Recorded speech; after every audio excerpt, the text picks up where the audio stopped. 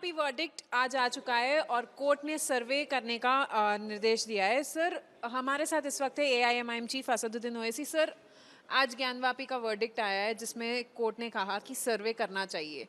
आप इसको अनकॉन्स्टिट्यूशनल मानते हैं, क्यों? नहीं, मैं इसको गलत मानता हूँ।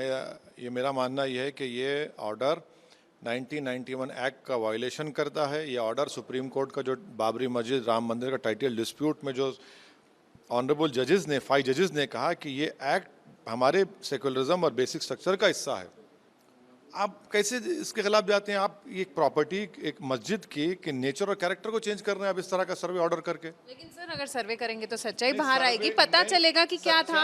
सच्चाई ये है जो पार्लियामेंट ने कह दिया कि 1991 में हमने कानून पास करके कह दिया कि 15 अगस्त 1947 को जो रिलीजियस प्लेस होगी वही रहेगी। वो सच्चाई है। अब सच्चाई को आप खोलना चाह रहे हैं और झूठ को पैदा करना चाह रहे हैं, हम उसके अलाउ नहीं कर सकते। नहीं सर, लेकिन सर्वे करने में प्रॉब्लम क्या है? करेंगे तो डिटेल्स भी पता चलेंगे ना सर। डिटेल मालूम हो चुके हैं 1991 एक्ट के तहत।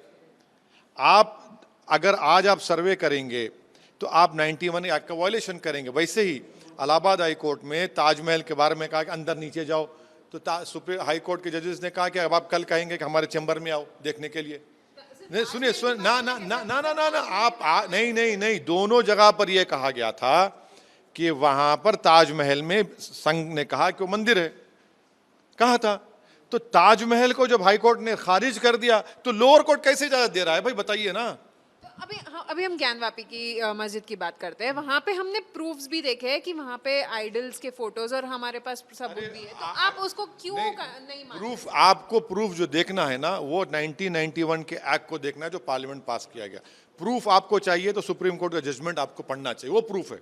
ये सब चीजों का डिसाइड हो चुका है।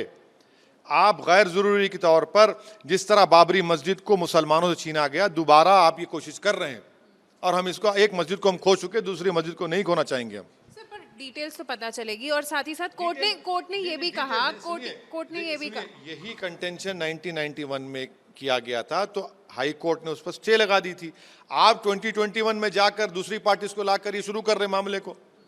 हम तो उम्मीद करते हैं कि पर्सनल लॉ बोर्ड और ये जो मस्जिद की कमेटी है वो फौरन सुप्रीम कोर्ट को जाएगी और सुप्रीम कोर्ट को जाकर ये बात बताएगी। लेकिन सर, आज जो वर्डिक्ट आया उसमें साफ साफ लिखा है कि अगर ये सर्वे को किसी ने रोकने की कोशिश किया या फिर कोई भी तरह का ऑब्जेक्शन उठाया तो उनके अगेंस्ट एफआईआर फाइल होगी। एफआईआर क्यों? गोली मार दीजिए ना, गोली मार दीजिए।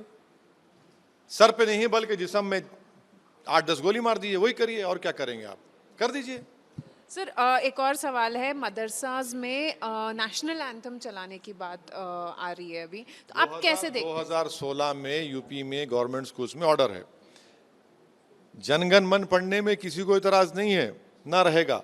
मगर सवाल ये पैदा होता है कि आप इस तरह का ऑर्डर इसलिए निकालते हैं क्योंकि मदरसों को आप शक की निगाहों से देखते हैं और आप ये समझते हैं कि मदरसों में पढ़ने वाले जो बच्चे हैं वो देशभक्त नहीं है। हमको बीजेपी से या आरएसएस से देशभक्ति का सर्टिफिकेट नहीं चाहिए। हम इन्हीं मदरसों से अंग्रेज़ों के खिलाफ जिहाद का फतवा दिया गया था। सुनिए सुनिए सुनिए, इन्हीं मदरसों से निकलने वाले अल्लामा फजल खैराबादी ने जेल में अपनी जान गंवा दी और अंग्रेज़ों से माफ़ीनामे ख़त नहीं लिखा। हुसैन अहमद मदनी, मौलाना महमूदुल हसन, ये तमाम लोग माल्टा की जेलों में रहे मगर इन्हीं मदरसों से पढ़कर गए। मौलाना अबुल कलाम आज़ाद, जौहर बरदरान, ये सब लोग, आप इनकी कुर्बानी को शक कर रहे हैं क्या? आपको ये आप जो पॉलिसी अपना रहे हैं, आप तो सिर्फ मदरसों के ताल्लुक से गलत फहमी बिल्कुल प्रॉब्लम नहीं है, बिल्कुल प्रॉब्लम नहीं है। क्या आपको नहीं मालूम कि मदरसों में नहीं पढ़ा जाता? कौन कहा है? पढ़ा जाता है मदरसों में। चलिए हम दिखाते हैं आपको। हर मदरसे में पढ़ा जाता है। 15 अगस्त के दिन तिरंगा लहराया जाता है, 26 जनवरी के दिन तिरंगा लहराया जाता है। मगर आप ये पैगाम ये देना चाहते हैं देशवासियों को, ये गलत आप पैगाम दे रहे हैं। सर, एक आखिरी सवाल। कश्मीर में एक राहुल भट्ट की हत्या कर दी गई है। 2 टेररिस्ट ने उनको गोली से भून दिया आज। आप किस तरह से देखते हैं इसको और आप क्या कहना चाहेंगे?